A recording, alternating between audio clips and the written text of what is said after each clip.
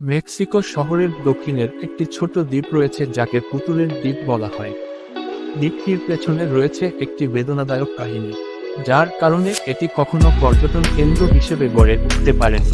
দ্বীপটি উৎসর্গ করা হয়েছে একটি অবাধি মেয়েকে, যে কিনা খুব অল্প বয়সে অদ্ভুতভাবে দুর্ভাগ্যের শিকার হয়েছিল।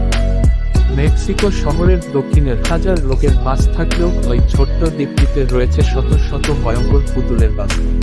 পুতুলগুলোর কোনটির মাথা নেই, হাত পা নেই, দেহ নেই, শুধু চোখ রয়েছে। এমন সব অদ্ভুত পুতুল দ্বীপ জুড়ে গাছে ঝোলানো দেখতে পাওয়া যায়।